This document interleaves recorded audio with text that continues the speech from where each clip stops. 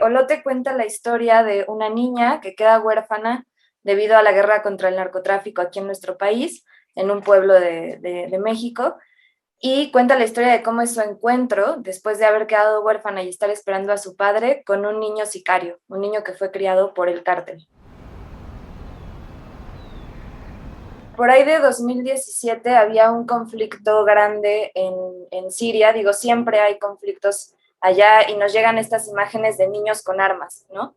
Entonces, de entrada fue esto, leer una noticia, ver esta imagen atroz de un niño sosteniendo una AK-47, y yo pensaba que no había como algo más contradictorio que eso. Entonces, pues yo inicialmente quería hacer un cortometraje que hablara sobre esa realidad y entonces empecé a investigar sobre las cosas que estaban sucediendo en mi país y fue todavía más desgarrador y más atroz darme cuenta que no tenía que irme tan lejos, ¿no? O sea, que en mi país estaban sucediendo este tipo de cosas que también son brutales y sumamente contradictorias.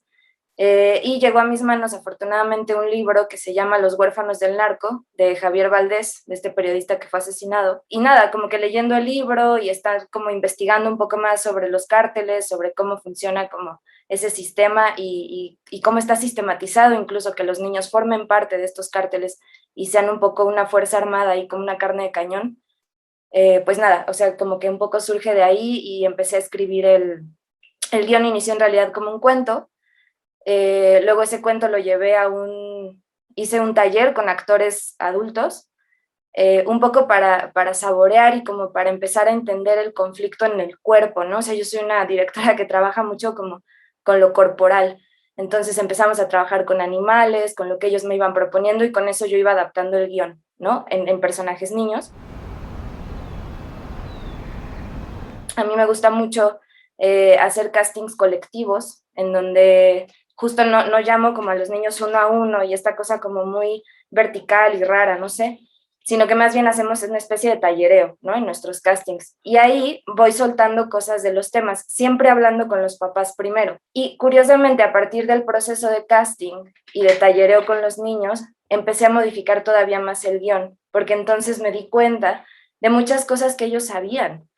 Eso también fue un descubrimiento brutal, ¿no? Que de pronto yo decía, bueno, pues tienes un arma. Ah, pero es una AK-47 o es tal o es, o sea, como que los niños venían a enseñarme a mí cosas sobre la violencia y sobre, o sea, ellos tenían muchísima más información y a mí eso me pareció como también otro descubrimiento muy grande, ¿no? Entonces siempre con mucho cuidado, con mucha comunicación, tanto con los papás como con ellos y con mucho respeto y mucho amor, pues fue como tratar de encarnar estos temas, de entender por qué era importante contar la historia, o sea, desde dirección hasta el último AP, hasta los actores, todos entendíamos por qué era importante contar la historia. Y eso hizo que los niños le entraran como de una manera, o sea, que a mí hasta hoy me pone la piel chinita todavía de pensar con qué profesionalismo lo hicieron. Y claro que son temas difíciles, ¿no? Pero se trató desde ahí, desde la responsabilidad y desde el amor, creo.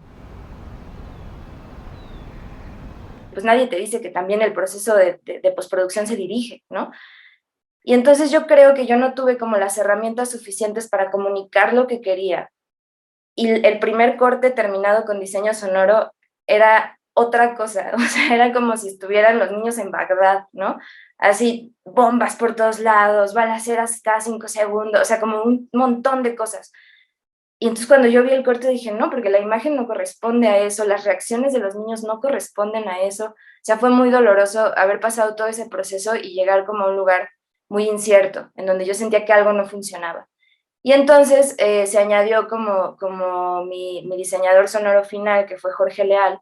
Y yo después de mucho meditar y como de entender que era más o menos lo que necesitaba, dialogué con él y le dije, no, o sea, estos niños sí escuchan, ¿no? Y sí son conscientes de la cosa, pero hay una parte en donde no entienden. Y nosotros como espectadores tenemos que sentir esa lejanía, ¿no? O sea, sí están en este pueblo, sí están inmersos en la violencia, pero no es Bagdad, ¿no? Y entonces fue otra vez como otros 3 o 4 meses de diseño sonoro, llevando como esta idea ya como una ejecución y el resultado final pues a mí me parece que iba mucho más con lo que yo había contemplado en un inicio y el final fue una de esas decisiones, o sea, el sonido final pues es de esas decisiones que te llegan de la tripa. O sea, que estábamos ahí en la sala de edición, estábamos viendo lo del diseño sonoro, no sé qué, estábamos ya aproximándonos al final y de pronto fue, hagamos esto, hagamos esto porque eso es o sea, es la contundencia, es lo que queremos decir, ¿no?